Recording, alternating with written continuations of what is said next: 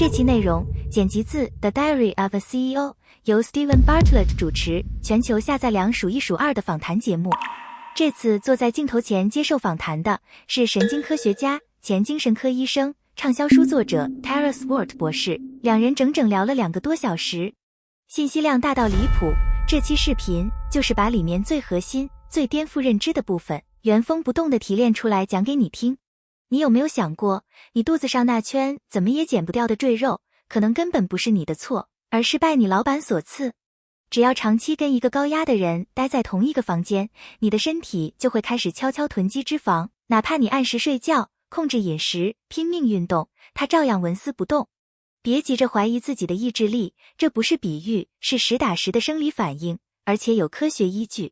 今天带你认识的这位专家，一辈子都在研究大脑和身体之间那条看不见的线。Tara Swart 博士，神经科学家，前精神科医生，同时也是畅销书作者。先声明一句，接下来你听到的每一个观点，没有一句是我自己编的，全部来自他在这场访谈里的原话。我做的只是把这场很长的访谈掰开揉碎，把最有价值的部分一句一句挑出来，压缩成这期内容，尽量做到句句是干货，用最短的时间把该记住的都讲给你。他在访谈里抛出的第一个观点就足够颠覆认知，压力真的会传染，而且传染的方式比你以为的要直接得多。这场访谈信息量大到夸张，压力怎么在办公室里一个传一个？伴侣同床对大脑藏着什么好处？每天5分钟就能重新训练潜意识的小练习。Swart 博士几乎把神经科学能给普通人的干货全倒了出来。如果你也想知道那些怎么都改不掉的坏习惯，怎么都瘦不下去的肚子，还有停不下来的胡思乱想，背后到底是谁在操控？这期内容你最好看到最后。先说这场访谈里最炸裂的一个发现，压力荷尔蒙叫皮质醇，这个词你大概听过100遍，但你大概率不知道的是，按 Swart 博士的说法，皮质醇会顺着汗液蒸发出来，往外扩散大概1臂的距离，直接被旁边人的身体感应到。这不是心理作用，这是字面意义上的传染。你旁边那个人压力一大，他的皮质醇就会渗过来，直接触发你自己的压力反应。换句话说，你今天那种没来由的烦躁，说不清道不明的紧绷感，很可能根本不是你想太多，而是隔壁工位甚至餐桌对面那个人飘过来的。而且这种传染在职场里最凶。研究发现，压力最大的往往是最顶层的领导，他们的皮质醇对下面所有人的杀伤力比同级员工互相影响要大得多。翻译成人话，一个压力爆表的 CEO 能让整个公司泡在看不见的压力荷尔蒙里，没有一个人能全身而退。这个规律动物世界里同样成立，大猩猩群体中银背雄性一个的皮质醇对全群的影响，就能碾压所有普通成员之间的互相影响。人和动物在这件事上没有区别。他还点出一个几乎所有领导者都会踩的坑，很多 CEO 和 CFO 一旦意识到自己状态不对，第一反应是绷住，别让下属看出来，别在他们面前流露情绪，更别让他们知道真实的数字。可这套演技根本没用，因为皮质醇早就顺着汗液散出去了。不管你脸上装的多平静，身边人的身体早就替你说了实话。所以说，管好自己的压力，从来不只是对自己负责，更是在替整个团队负责。你以为自己藏得天衣无缝，其实下属早就在替你扛了。有一次，他在一家银行演讲，讲到领导的压力会让下属长出很难减掉的腹部脂肪，台下一个 CEO 的助理当场就喊了出来，所以他才是我发胖的元凶。全场瞬间安静，没有一个人笑，因为在座的每个人都清楚，这不是段子，这是事实。那皮质醇为什么偏偏挑肚子下手？答案要往回追溯到人类还住在山洞里的年代。那时候一旦面临断粮的威胁，身体就会把多余的能量囤成腹部脂肪，留着救命。这是刻进基因里的生存机制。说白了，几万年前那些更会囤脂肪的祖先，才更有可能熬过饥荒活下来，把这套本能原封不动地传给了你。问题是，现代人的大脑太聪明，也太笨了。他根本分不清下个月可能没饭吃和这周要交的季度报表有什么区别，一律当成生死威胁处理，同一套囤积机制照样启动。所以哪怕你拼命节食，拼命撸铁，只要皮质醇还是居高不下，这肚子就是纹丝不动。压力这个根不拔掉，脂肪就永远松不了口，这可能才是无数人练遍所有核心训练，试遍所有断食方法，肚子却始终原地不动的真正原因。Swart 博士第一次盯上这个问题是在金融危机期间，他给银行和大公司高管做顾问的时候。他发现这些所谓的精英普遍把自己的身体当成一辆车，唯一的功能就是把大脑运到下一个会议室，睡得少，压力大，饮食一团乱。他甚至见过有交易员直接在交易大厅心脏病发作，血压正常，胆固醇正常，唯独皮质醇早就把他的血管和心脏悄悄拖进了严重的炎症里。说到这里，你可能会想起某个著名 TED 演讲里那句压力有害与否，取决于你怎么看待它。但 Swart 博士的解释比这精准得多，压力的本质是你感知到的负荷超过了你自己能承受的极限，所以确实因人而异。可他并不认同好压力坏压力这种一刀切的分法。真正健康的反应是皮质醇短暂飙升，帮你扛过眼前的挑战，然后很快回落。真正出问题的是皮质醇一直下不来，身体一旦误判自己长期处于生死威胁之中，一整条连锁反应就会跟着炸开。那如果你怀疑自己就是那个高皮质醇患者，该怎么办？先别慌，能意识到这一点，你已经赢了一半。高皮质醇最常见的几个信号：睡眠紊乱，因为皮质醇本身就参与调节你的24小时生物钟；顽固的腹部脂肪，怎么练都不掉；胃食道反流或消化不良，因为大脑和肠道之间的连接比你想象的紧密得多；还有皮肤变得异常干燥，状况百出，因为皮肤不只是身体的边界，也是心理的边界，压力经常第一个从皮肤上暴露出来。还有一个信号特别典型，你在公司里能死死扛住，甚至看起来游刃有余，可一进家门，孩子哭2声，伴侣多问一句晚饭吃什么，情绪说崩就崩。很多人以为这是自己脾气变差了，其实是压力在公司里被你死死摁住，一回到最没有防备的地方，立刻就找到了出口。说白了，你在公司离失控只差一步，只不过这笔账被你自己拖到了家门口才结算。要把皮质醇真正降下来，其实只有2条最直接的路。第一，有氧运动，字面意义上靠出汗把多余的皮质醇排出体外。不用多复杂，慢跑、快走、跳绳都算数，关键就一个字，出汗，真正出一身汗。第二，把脑子里转个不停的东西倒出来，写日记也好，找一个信得过的朋友或治疗师说出来也好。核心逻辑就一句话，把皮质醇和那些负面情绪从你的脑子里排出去。光让他们在脑袋里打转是没有用的，必须把他们带出来。你可以把这理解成给大脑做一次排水，堵着不排，水位只会越涨越高，直到某天决堤。讲到这，先简单捋一遍，压力从来不是你一个人的事，它会靠皮质醇实打实地传染给身边所有人，它还会让你长出怎么都减不掉的肚子。而认出高皮质醇的信号，再用运动和倾诉把它排出去，是目前最直接的解法。接下来这几个发现，同样来自这场访谈，会带你从压力管理一路杀进更硬核的大脑运作机制。比如 Swart 博士自己有个雷打不动的习惯，见任何人，第一眼永远先看对方的左眼，这背后是有神经科学依据的，是人类大脑里最容易激活亲密感和信任感的凝视方式。不管你是在谈生意还是在约会，都通用。下次见重要的人之前，不妨试试这个动作。接下来说睡眠。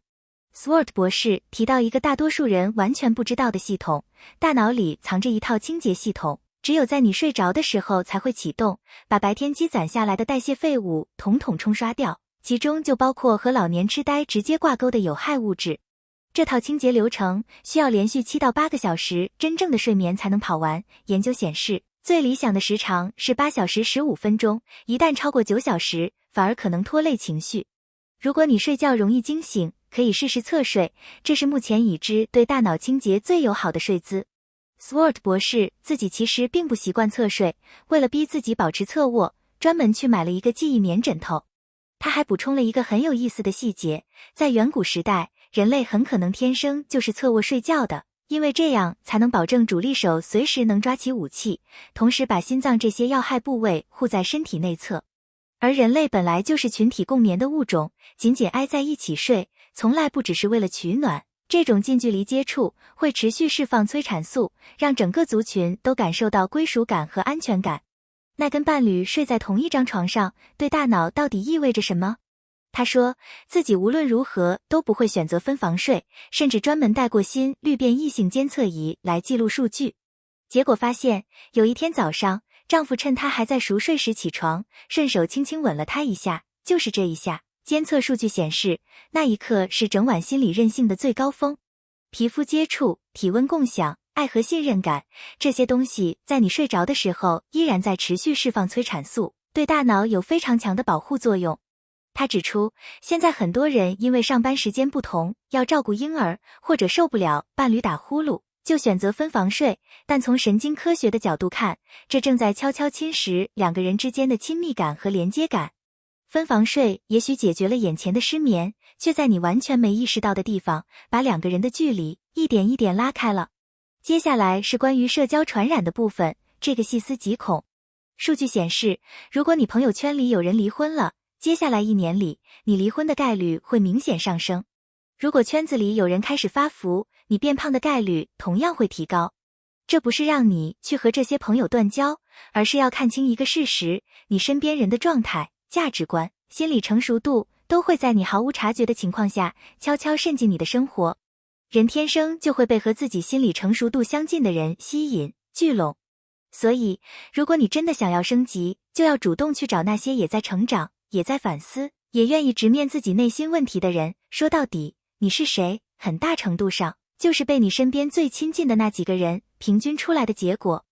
聊完压力和社交这2块， Swart 博士抛出了一个关于直觉的解释，很多人听完会有种豁然开朗的感觉。我们总说我有一种直觉，但这句话在科学上到底对应着什么？直觉根本不是什么玄学，而是你积累了一辈子却从没进入意识层面的经验和智慧。人有意识能记住的经历，只是整个人生里极小的一部分。但所有的经历、所有的模式、所有踩过的坑，其实全都被编码进了你的神经架构里。随着时间推移，一路从大脑皮层下沉到边缘系统，再到脑干，最后落进肠道神经元。这就是为什么直觉总被形容成肚子里的一种感觉，因为这些无意识的智慧，真的就字面意义上存在你的肠道神经元里。IQ 和记忆住在大脑里，但直觉活在大脑和肠道之间。越是资深的领导者，越依赖直觉做重大决策，恰恰是因为他们无意识积累的模式识别能力已经精准到了可怕的地步。他在 MIT 给高管讲授直觉科学的时候，曾有一位年轻高管当众反驳，说自己绝对不会靠直觉去做雇人或开人这种重大决定。结果现场那些更资深的管理者一个接一个回头表态，他们这辈子最重要的决策恰恰全都是靠直觉做出来的。这也从侧面证明了一件事，经验和年资积累到一定程度之后，那些说不清道理却总能猜中的瞬间判断，恰恰是最值得信任的信号之一，而不是什么不专业、不严谨的表现。聊完了压力和社交这些偏人际的部分，现在要进入这场访谈真正的重头戏，含金量最高的一段，神经可塑性。很长一段时间，科学界都认定，人一旦停止身体发育，大脑就定型了，再也改不了了。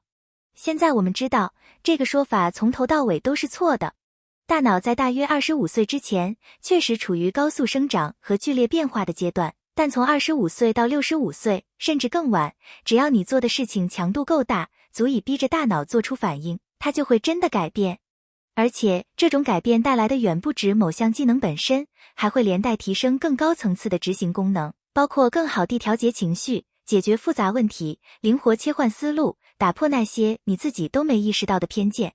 有一点特别值得注意，如果一件事已经变成了你的日常习惯，对大脑来说，它就不再构成挑战，也就不会引发真正的改变。真正有效的刺激，恰恰是那些让你觉得费力、陌生，甚至有点吃力的事情。如果一件事做起来已经毫不费劲，说明它对你的大脑来说早就过期了，该去找点新的难题了。那具体要怎么才能让大脑真正发生这种改变？答案可能会让爱运动的人和爱吃黑巧克力蓝莓的人同时松一口气。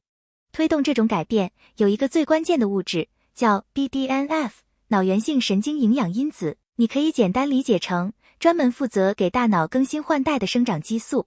提升 BDNF 水平最有效的2条路，第一，有氧运动。如果你之前很长时间没运动，突然重新开始，新脑细胞的生长速度能直接从正常水平的 13% 飙升到 30%， 而且越是刚开始运动，效果越猛。第二，吃深色食物，蓝莓而不是草莓，黑豆而不是白豆，黑巧克力而不是牛奶巧克力，紫色花椰菜而不是普通绿色花椰菜，优质咖啡也算数。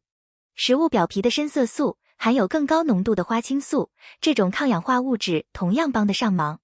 换句话说，下次纠结吃什么零食，直接选颜色最深的那一款，大概率不会错。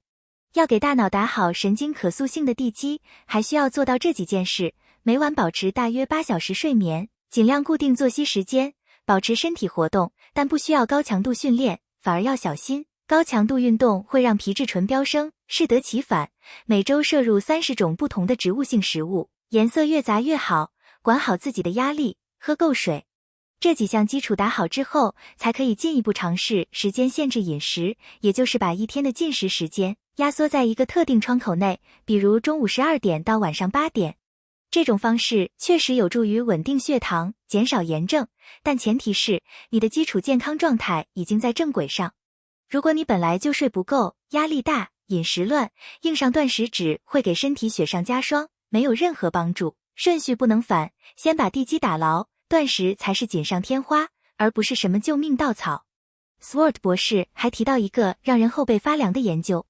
，2组举重运动员做了一个为期2周的实验。第一组正常举重，目标肌群的肌肉量增加了大约 40%， 这不意外。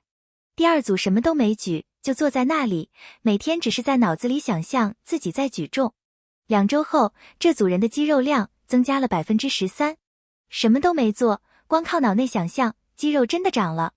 这不是什么灵性玄学，这是大脑影响身体的真实机制。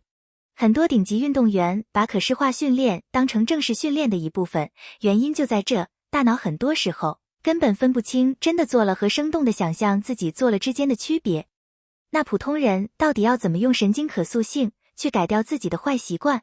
他给出了一个4步框架，用一个很具体的例子来解释。假设有个朋友反反复复爱上有对象的人，每次都以心碎收场，但这个循环怎么都停不下来。第一步，识别模式，意识到这件事在反复发生，承认它是一条规律，而不是一次次凑巧的意外。光是做到这一步，就已经赢了 50%。更深一层的功课，不是盯着我做了什么，而是往下挖，我到底相信自己什么，才会觉得这样做没问题。比如这个例子里，内心深处可能压根不相信自己配得上一个完完全全属于自己的伴侣。